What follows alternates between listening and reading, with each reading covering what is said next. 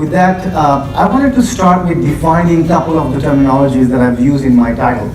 If you recall the title, it says leading with an intent in an agile world. So I wanted to kind of define two words, leader and agile, just to make sure, these words are, overloaded sometimes. I wanted to define the context of which I'm talking in this particular talk. When you think about a leader, you think about hierarchy, you think about people managing people, maybe layers of, and some people may think like that, layers of supervisors and whatnot. That's not what I have in mind. So what I described is kind of laid out in this picture, right? You have an assembly line, you have hundreds of people doing very well-defined, mechanical, repetitive job.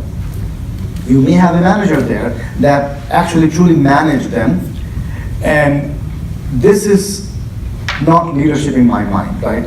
How many of you actually live in this world today? I bet you almost none of you live in that world, right?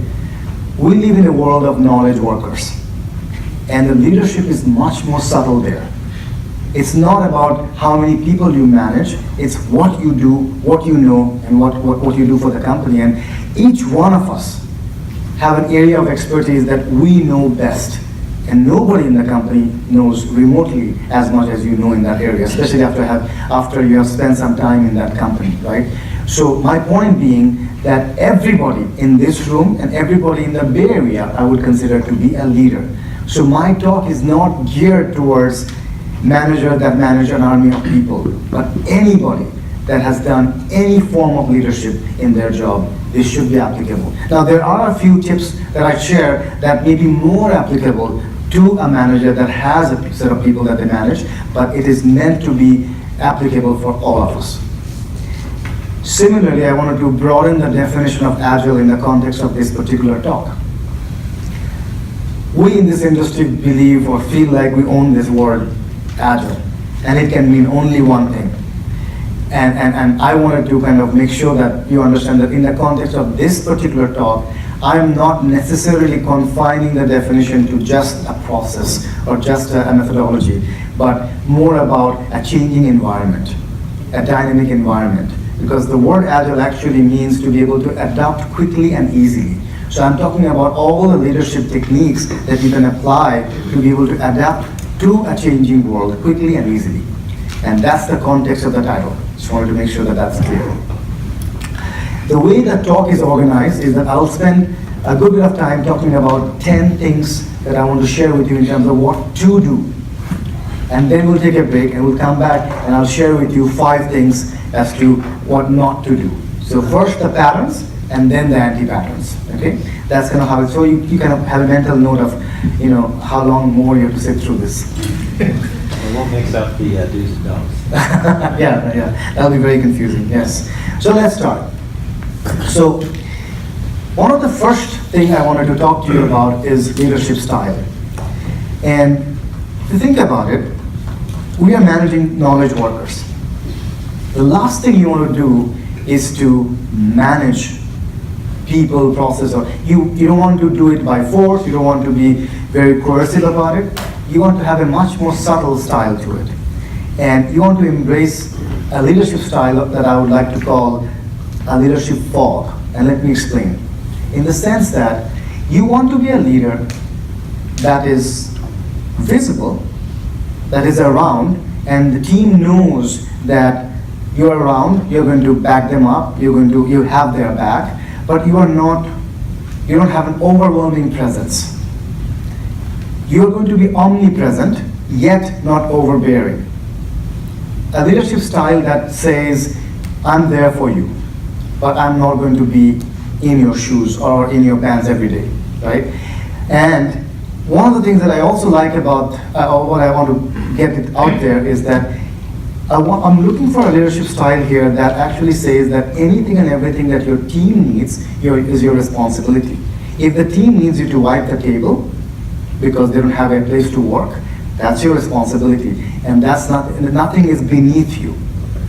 At the same time, if a team needs you to now fight for a headcount that you badly need, but there is no budget for it, or you need to buy this tool that you don't have, again, budget for it, or whatever the problem being, that you may think that, this is beyond my control. But if it is your team, nothing should be beyond you also. Now keep in mind, when I say that you need to be inclusive in decision making, I don't want you to misinterpret that thinking this is democratic. All he does is sits there and hears everybody, majority says go this way and he goes that way. I'm going to give an example to you.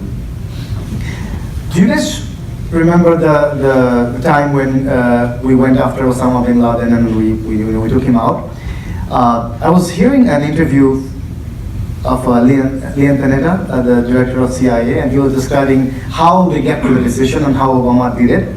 And I'm not necessarily saying Obama is like a level 5 leader or not, but there was certainly an attribute that I found in that story that resonated with me, which is he gathered a cabinet, because it was a tricky decision, as you all know. And the cabinet heard the same data, same information as Obama heard.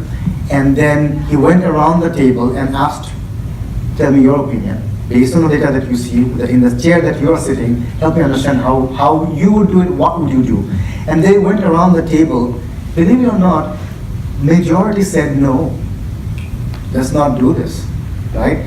Obama heard it. And they said, I will think about it, and I will give my decision next morning. And he came back and said, let's do it. The point is, it is very important for a leader to be perceived as somebody who is listening to others. Doesn't mean, see, the only promise you need to make to yourself and your team is, I will hear your argument. Not necessarily I'll hear you and get persuaded. Maybe your arguments are persuasive and I will take care of that, but that's not the promise I'm asking for. But to be able to have a fluid mind when you're making the decision, but have a very resolute mind once you have made the decision. Okay? This is kind of interesting. Another thing that I learned from one of my mentors that was kind of a very interesting, a very extreme example, but kind of lets the point out. And this is the reverse of what I'm talking about. See, what I've talked about so far seems like this person is going to be all about the team and do everything to make sure the team is successful, which is true. But this is a person that is also, as I said, very resolute and can hold the team accountable. And the example that I want to give over here is that I said that this leader makes sure that the team understands they have their back. He has their back or she has their back. And if they fall, he will catch you. Much like this crazy person is doing something here, which is walking on a rope. And in a lot of ways you can relate to that. A lot of us are walking that fine rope and we make mistakes and we fall down. You should look at your leader or yourself as a leader to be someone who is catching people like this. But the laws of physics is such that if there's a net and you're falling in the same place over and over and over again, you're going to make that thing weak. And one day you're going to pass through. Right? So my point being that this leader also holds you accountable. You are free to make mistakes. You have room to make mistakes, but don't make the same mistake. Make a new mistake. That's okay. But don't make the same mistake over and over again. How many of you have known leaders that were egomaniacs? Anybody? President Obama? Anyway. Fortunately, I think that with the exception of my first manager, I've been very lucky. I don't have that many experiences, but I have seen people around me that are like that are driven, their decisions are motivated by ego. And what happens when you do that is you are much more worried about looking good than doing good. Okay? So my experience has taught me that as a leader, you need to choose the outcome over ego. And I'll give you a lot of examples for this. So first, I've been to a lot of situations where I walk in and people are debating about a customer situation that has happened. Instead of focusing on the solution, they're much more worried about why are we in that situation. And it's because you didn't do your job. And you also didn't do your job. I did mine. And this is not my fault. Okay? So I'm walking out of this meeting. because you guys need to fix it. Whereas you need to understand that you need to put your company hat and figure out what does the customer need. There is a time to do the retrospect, and there is a time to get your sleeves up and then work on the problem. That's not the time. When the customer is burning, or anything is burning for that matter, that's not the time to have this debate. That's the time to say, I'm going to put my company hat and make sure whatever is right for this company, I will do it. Once that is done, I'm going to call you, and you, by the way, I like you. I'm just calling you out, but I'm going to call you out and say, why did we end up? And be as rude and as critical of the other people at that point, because at that point you have shown that I'm not doing this to avoid work. I'm with you. I'm your team. I'm member. I'm one team. But I don't want to be in that situation because I didn't create that and you did. Let me hold you accountable to that. But there is a time, the sequencing is very important. Help first, accountability a little bit later, because that's not the time to have that debate.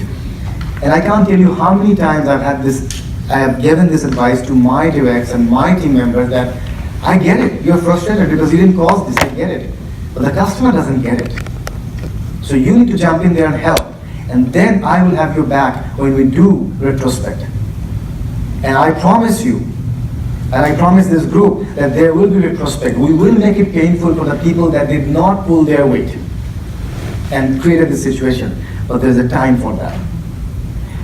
Last thing I want to talk about is when you are in that kind of a situation, one of the things that I have always mentored people is that you need to really understand one-on-one dynamics versus a group dynamics. They are very different. The same person that may look very reasonable, and they maybe are reasonable people. You can get along very well, you can chit chat and you get to a good conclusion.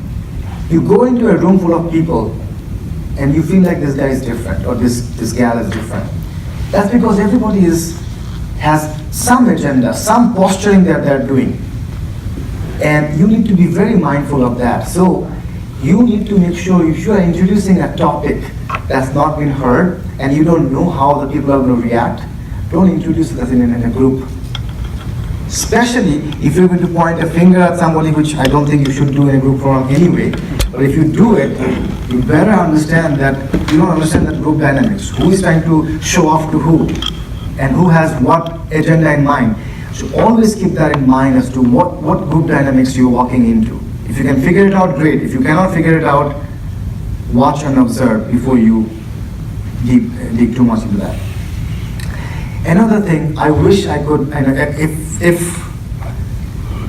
there was one thing I could have you take away from this talk, is probably this point. I don't know too many people that are ready to admit that they made a mistake. We all make mistakes. But somehow we have this notion in our mind, the moment I take responsibility for the failure, I am looking like incompetent. Whereas I feel like when you take responsibility for obvious failures that you have done, you bring credibility to yourself and to your team. And in fact, what I would advise as a leader is that as a leader, if your team makes a mistake, you should be the first one to step out and say, I take responsibility for that, and not put your team members under the bus. That way your team will understand that you truly have their back. And again, timing. You can have a retrospect with him later on saying, why did you do that? How can we not have this in the future? But as far as the public face is concerned, you took responsibility. It diffuses the conversation. The more you resist, the more the conversation carries on in that regard. Okay, my team made a mistake. Let's move on. Let's talk about the solution. And it will last for a few seconds. But no, my team did not make this mistake. Guess what? Next half an hour, we're proving that you made a mistake. Take responsibility quickly and move on. This is not coming across very nice, is it? Or is it? Okay. So in 1961, if you guys remember, you will remember, you were not there, I don't think, but I wasn't there for sure. But in 1961, JFK gave a very memorable speech about the fact that we will put a human being on the moon and bring him back. It inspired an entire nation. It generated technology that we still use today, right? The reason I'm calling that out is that speech or that ask was later dubbed as moonshot, right? Those of you who know that. Google has a team called Moonshot. We talked about the book Good to Great.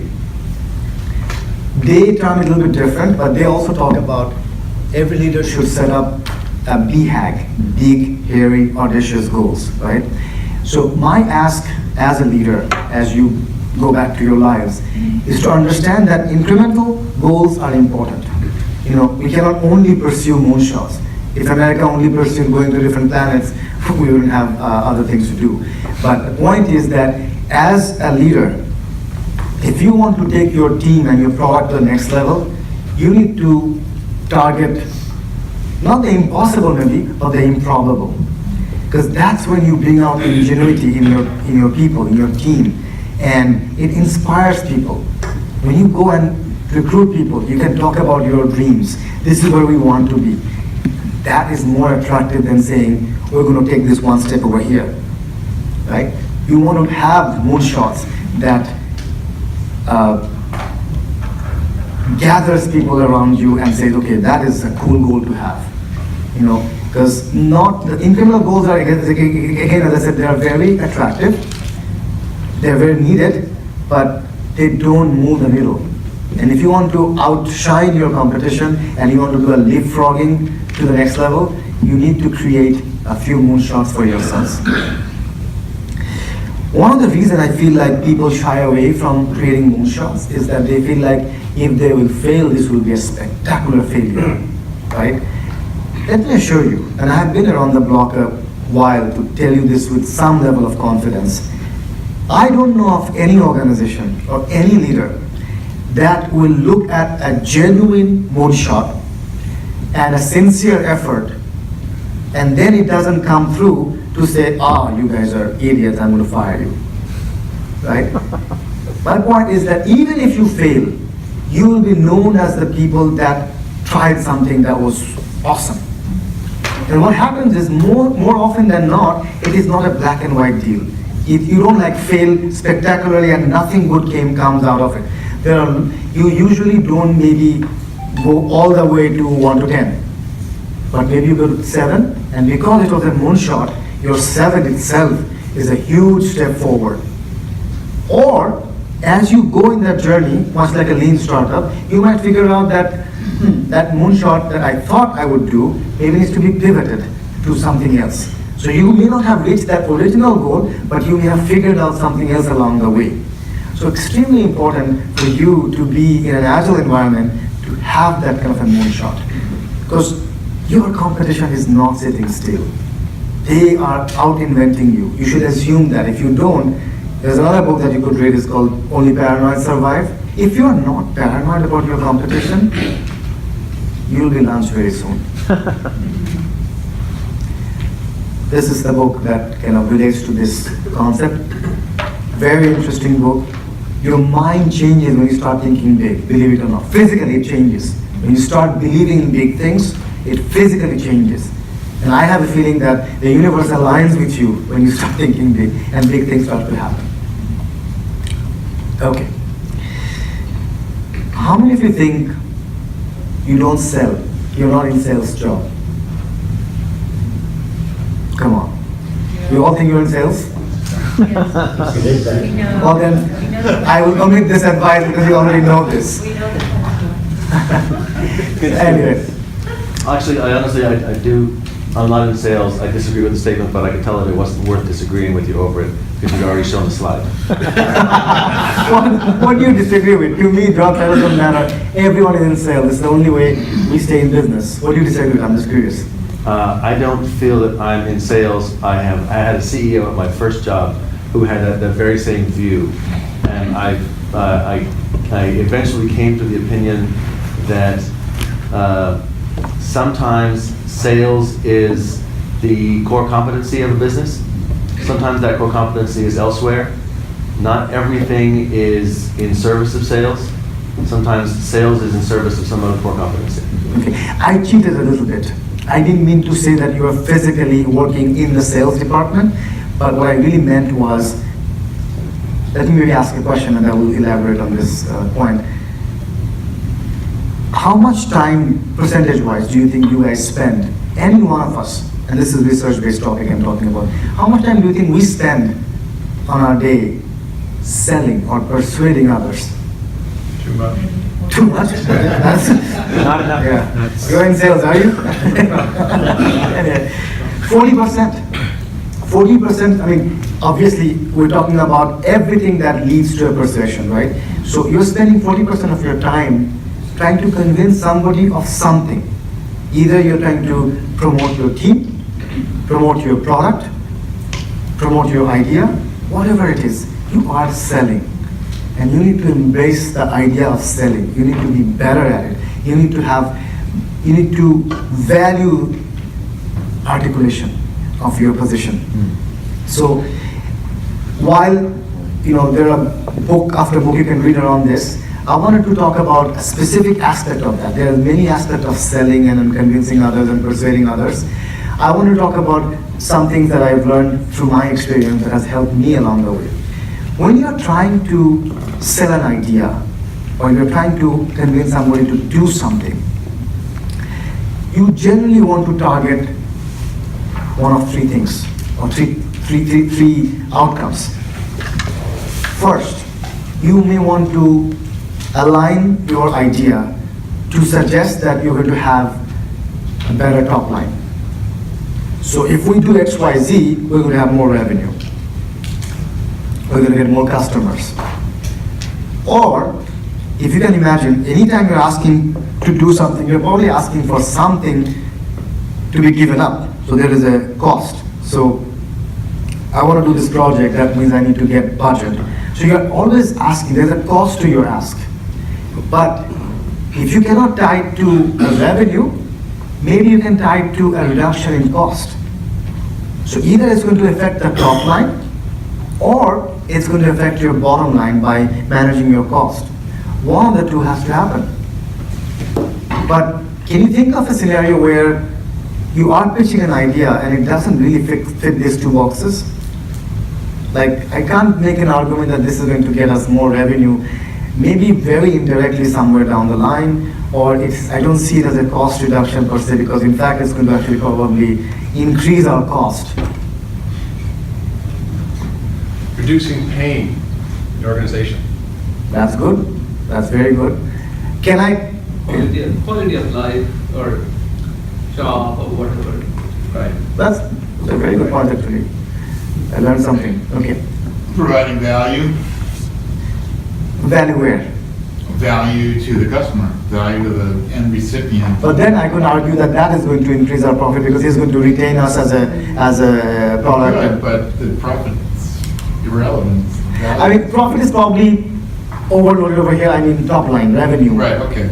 Yeah, even if it's recurring revenue. Sorry, you wanted to say something? Enhance our brand. Yeah. That's a good one.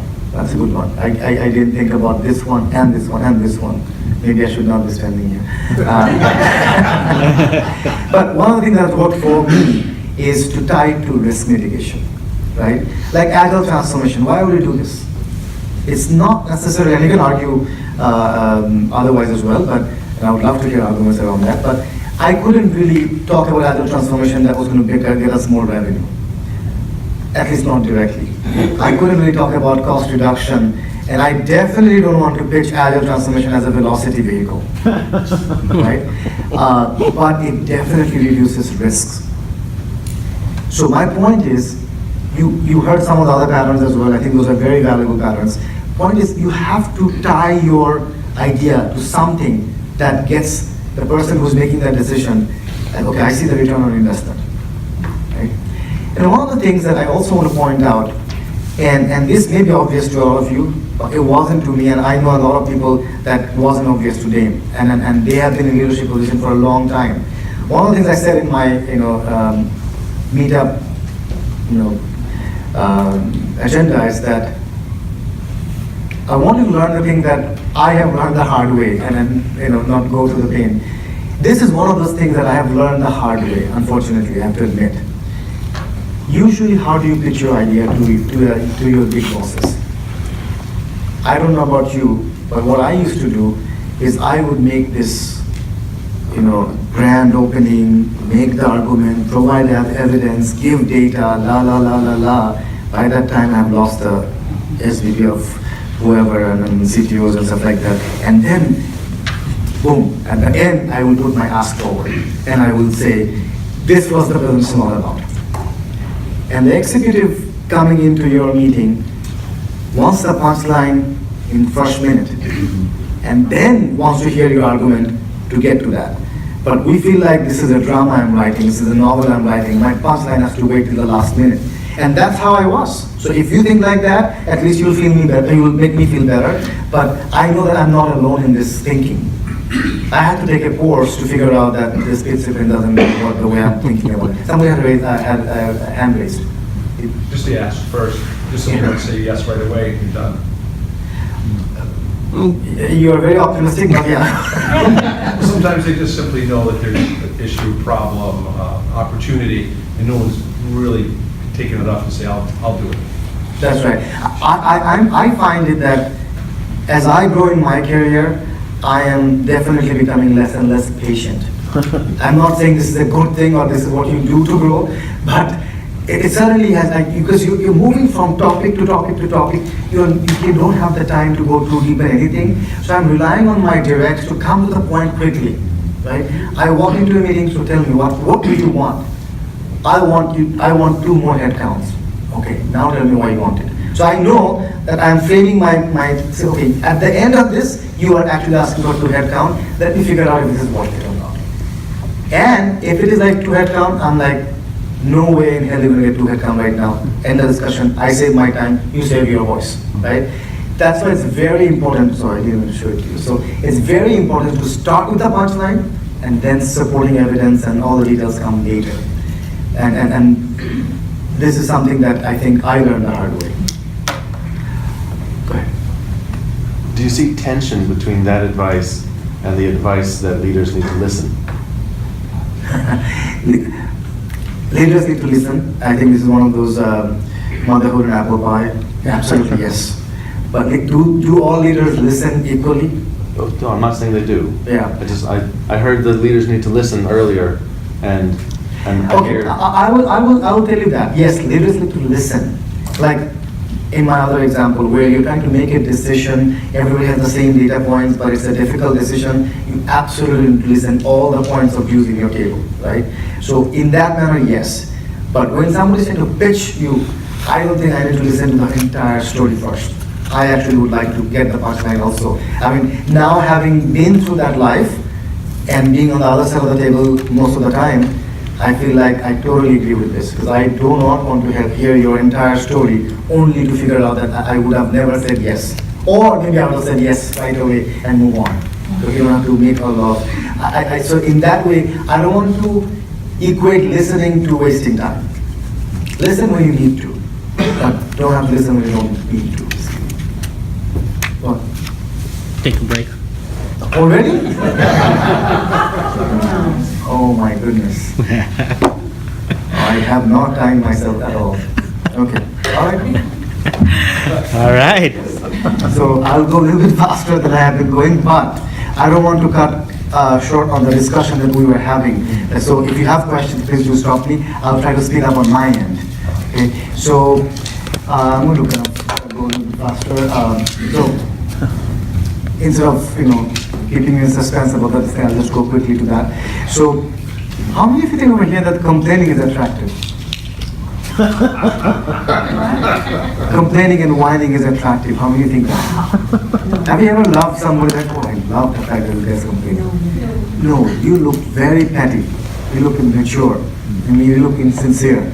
So, but we all have the need to vent. As leaders, you need to understand that when the venting has gone on for too long, you need to cut it off as well. Because I'll give you a couple of examples. And I was D1 complaining also, so I wasn't like, okay, I was the guy who never complains. I am definitely the guy who complains. But we got acquired at Oracle. And Taleo was a mid-sized company, so a lot of the processes were lightweight, so a lot of things got moved quickly, right? Whereas at Oracle, for good or bad reasons, things were extremely different. I'll give an example. Mac was considered a non-standard hardware. But at Teleo, we all had Macs. So we fell in that category of non-standard software, hardware. So every time I wanted to order an extra power cord, it would go all the way to Larry Ellison. And then come back down. It's just, you have to, as a leader, at a certain point, to stop to whining. Because beyond a certain point, they are not constructive. You want to let people vent, but at a certain point, you need to get it to stop. I'll give a couple of more examples. I kind of talked about the blame game before in other contexts as well. This is another thing that I don't want to encourage in my team too much, because you're not assuming positive intent. I actually don't believe people get up in the morning and think, I'm going to do a bad job. I don't think people walk into the office think, I'm going to screw you today. Right? That's not human being. Maybe 2 people in 100 may think like that, which I doubt. But 98% probably doesn't think like that, right? So you have to assume positive intent, and before you blame, understand that nobody wanted the bad thing to happen. It just happened, right? Another thing that annoys the hell out of me is the skeptics. And I'm not saying that you cannot disagree with me, okay? Obviously challenge the ideas and then make sure that we're not having a pipe dream somewhere, right? But if you're the voice of dissent always, and you never have a solution to offer, then you need to have a chat with this person, because you're not being constructive. You're just pulling everybody down. So the skeptics, and a variation of the skeptics, I'm going to go to the slide right away and then explain this. One thing that I have learned, when you join a big organization that has, okay, this is not a dig at Visa, but maybe it is. But when you join a big organization where people have stayed on for a long time for good or bad reasons, they have a lot of history, lot of ideas that a lot of leaders have tried out and didn't work. And you come in and you have a history of success behind you, and you know this idea actually works if you implement it correctly, if you execute it correctly. But because you are walking into an organization that has tried this before and was poorly executed, now people don't want to try it again. You need to explain the difference between, is this a good idea? And people will actually say, yes, it's a good idea. We tried this, didn't work for us. Is it possible that it was poorly executed? And it was still a good idea to try? After a while, you understand that no, it was a good idea, it was just poorly executed. So you need to delineate the two. Poorly executed doesn't mean that you don't ever try it again. So just keep that in mind, that and if you haven't read this book, this is one of those things, it's a very quick read, but it's an interesting thing. When things change, we like to hold on to the past. We like to hug the past too much and not carry forward. It doesn't help you. The person that moves away from that past quickly enough and embraces the change is the winner at the end of the day. This is somewhat obvious, but one thing that I think as leaders, and this is truly applicable to every one of us, you need to constantly think about what does the other party want. We start with what we want, always. And we reach out to the other person when in need. The first phone call you're going to make typically is when you need somebody, and that's a very, very wrong thing to do. You walk into your organization, you realize, let's say I'm a VP of engineering, and I know I'll have to talk to VP of operations. Maybe the first day I walk in, I go and set up a lunch with this person, and then have that relationship built, so that my first call to him is not, hey, I need something. You don't know me, but I need something from you, right?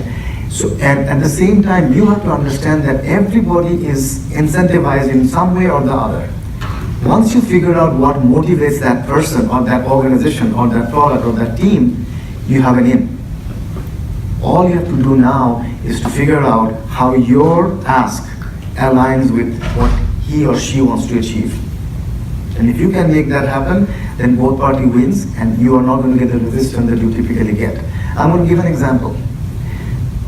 On the operations side, when I walked in, and this is not a dig at my operations, maybe it is, but the perception was they push back on everything. They don't want to do anything. They don't lift their fingers. But soon enough, I realized that the senior VP of operations in our company is very much under pressure for margins. right? Because at in operations organization, it's very important to, because all the hardware that we buy and all the, horsepower that we put against our applications is a cost item. And we want to lower that cost as much as possible. So for him, any new ask is going against that motivation that he has. So knowing that, now I have an in. I can say, you know what, there are certain costs that you cannot decrease by yourself. But in engineering, I can do a few things that will reduce your labor cost dramatically. Because today, just a rough example, this is not the exact example, but let's say they have to reset passwords for user manually for the sake of argument. I said, you know what, that will take me just 5 days to implement. I will do that for you.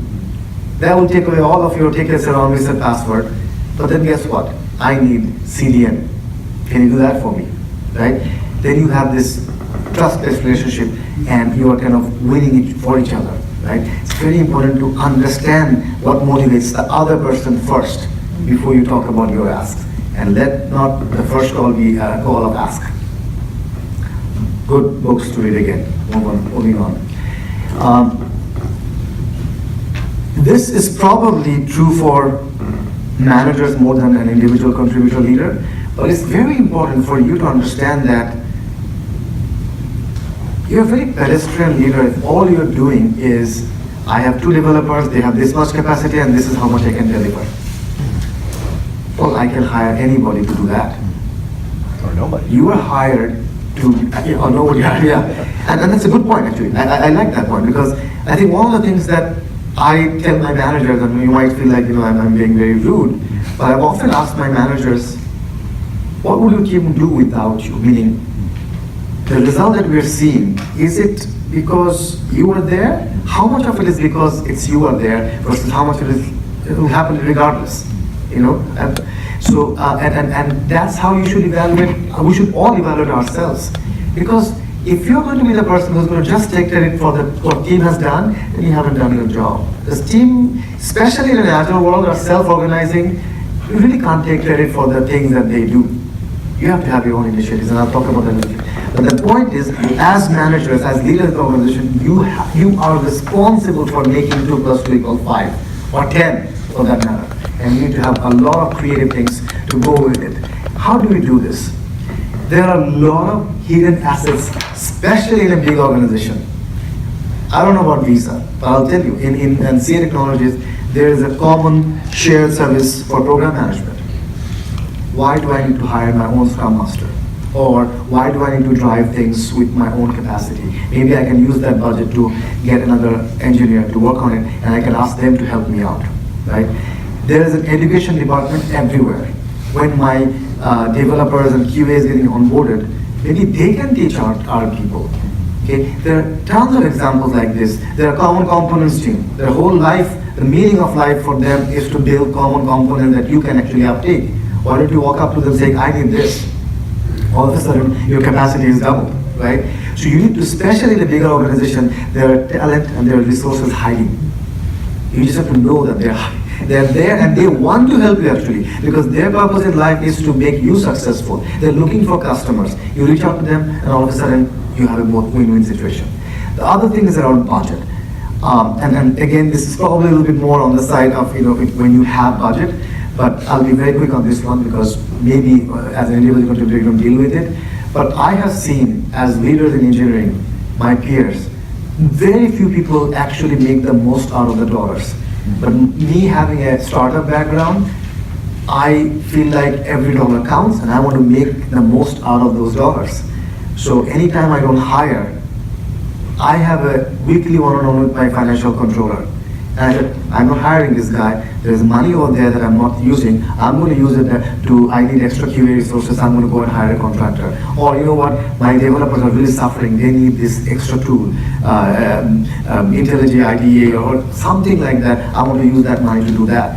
And you can always think about your money as if it is your own money, and you'll realize how creative you can be with your budget.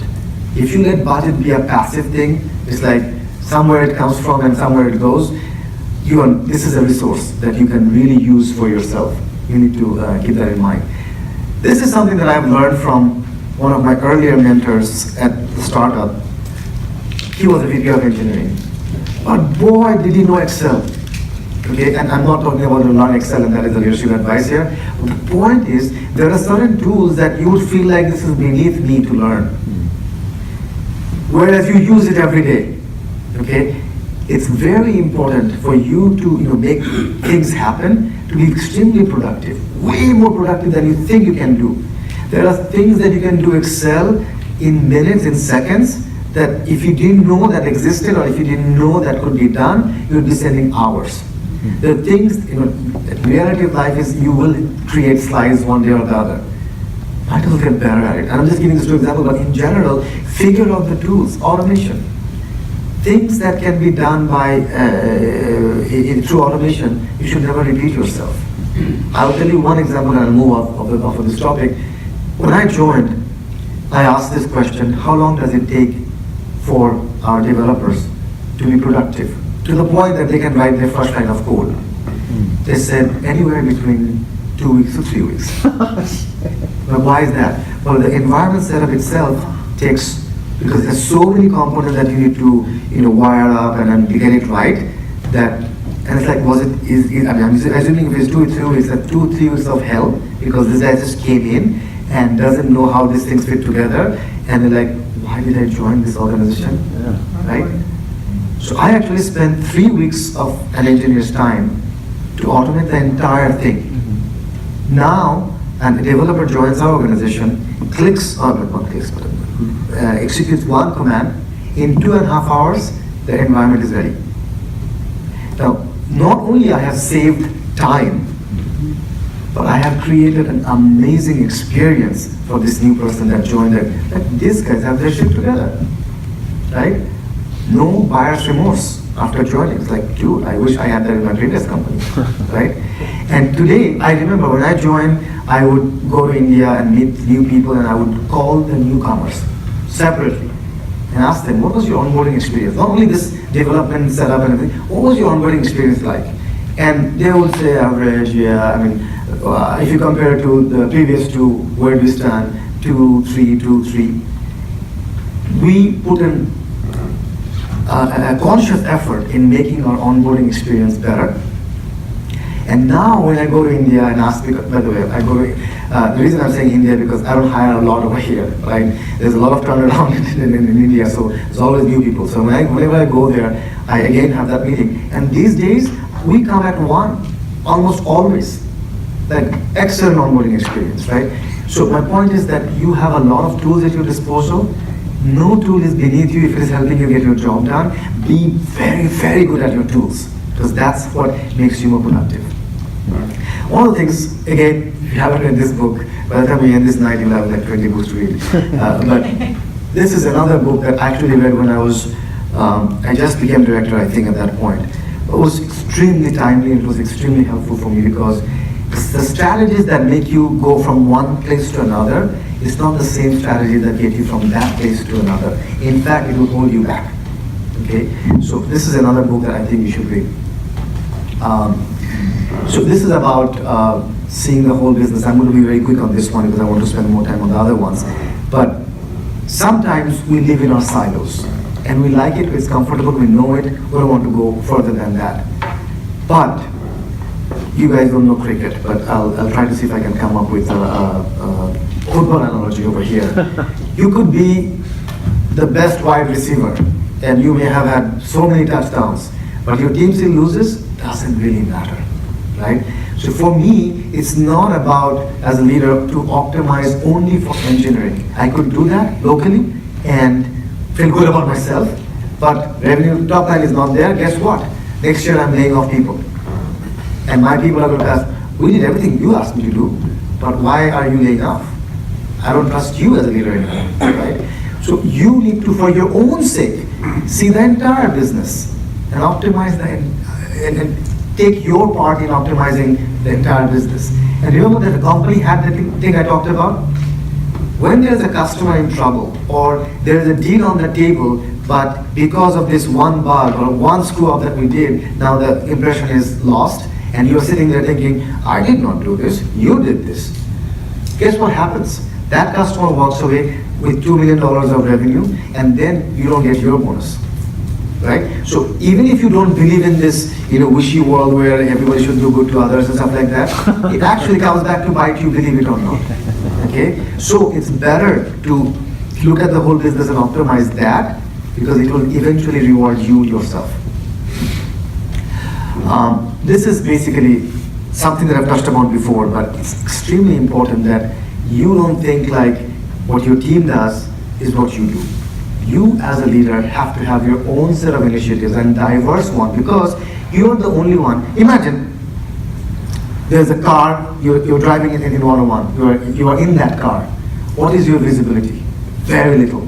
You can only see the car, besides and in front of you. But let's say you are in a helicopter over 101.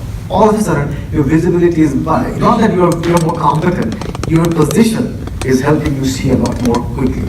And then you can figure out a lot of solutions to a problem that the guy in the car cannot. As a leader, you have a vantage point. You have more information. You are hanging out with people that have more information, okay? So you are in a better position to figure out which initiatives matter, what initiatives should be driven.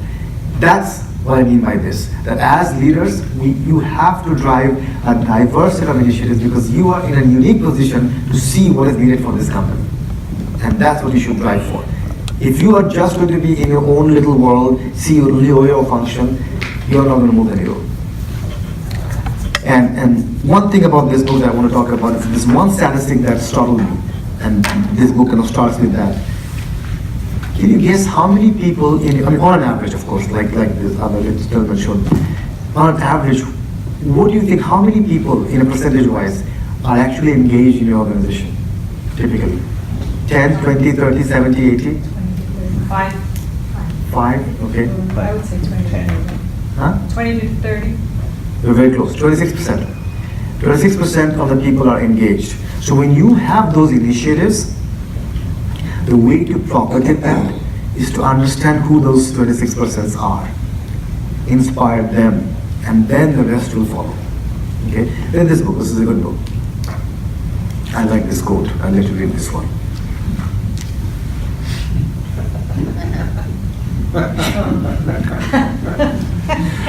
Okay.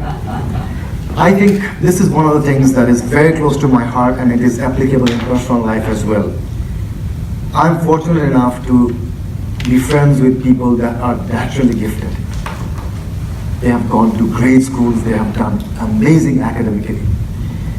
But one thing that I see, and it is not to boast about myself, it's just I feel like I'm extremely curious. I do not walk into any situation where I don't feel like I cannot learn.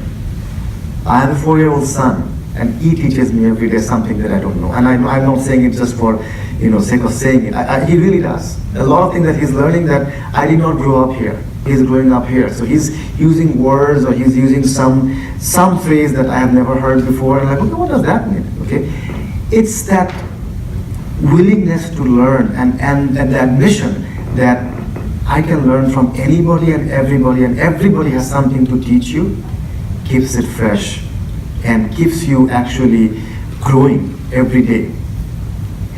You obviously have your mentors that you can learn from, and this is a no-brainer.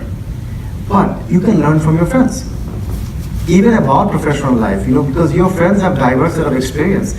Talk to them and they'll teach you. You can learn from your failures. And you can learn from books, as I have demonstrated throughout this. And I find it amazing. Just like I said, I find it amazing that people find it so hard to admit their own mistakes, and how I have seen that hold people back. I find that it's such common sense for me to read books. It gives me an edge. It opens up my mind actually. And it gives more connections in my brain that I would not have otherwise. And then based on those principles, a lot of other principles I can generate. It just opens up your mind completely. And I find it very amazing how little people read. You ask around and you ask yourself, when is the last time you read a book? Read books that are interesting to you. Don't read the books that doesn't interest you, but read something. That is your IP. That becomes a part of you. There's this thing, somebody said once that you are what you eat. There was a book called Contrarian Leadership. You read that book? No, leaders are readers. Leaders are reader, but there's a book called Contrarian Leadership where the author makes a case that you are what you read. Oh, good. Right? Anyway, so we talked about, in this talk we talked about do's and don'ts. We have done the do part, okay? It was supposed to be done earlier, but now we're done. So let's talk about the don'ts. This is a little bit intentionally provocative, but let me explain myself. There is a word missing in this one, intentionally, and it should be only. Don't work for your boss only. I want to give you where it started. I was working for this startup called Advantage, as you know, StarSite, and I had an amazing mentor, a guy that believed in me unconditionally. It's almost like father figure. It almost made all of my peers jealous of me, but in a good way. And for me, everything I did was for him. It's like, mom, see what I've done kind of thing, right? I mean, it's always about impressing him. And the moment an email came from him, hey, thank you very much, Obi. That was nice job. Okay. I don't need bonuses, I don't need salary, this was good enough, right? It was like that. I just loved to work for that guy and wanted to impress him and show him how good I am. And a single compliment, a single word would make my day, right? Then that guy left. And I found myself like nothing to work for, right? I didn't have any other purpose in that company. It took me a while to figure out that I actually work for my team. I actually work for my customers. I actually work for the entire company. My boss is just one of the stakeholders that I work for. Once you realize that, you realize that this is only one of the many variables. Yes, I'm not asking you to piss off your boss every day, but I'm asking that he is just one stakeholder. In the knowledge worker scenario that we painted, you have to understand that your boss is not the only evaluator of your performance. There are many evaluators, there are many bosses. But the point is that most managers, most supervisors have more information than you. So he might see your idea and he doesn't have a personal agenda or a personal vendetta against you. At least I would like to assume positive intent, right? So if you're presenting an idea and it gets rejected, maybe he has more information that says this is not the one to pursue.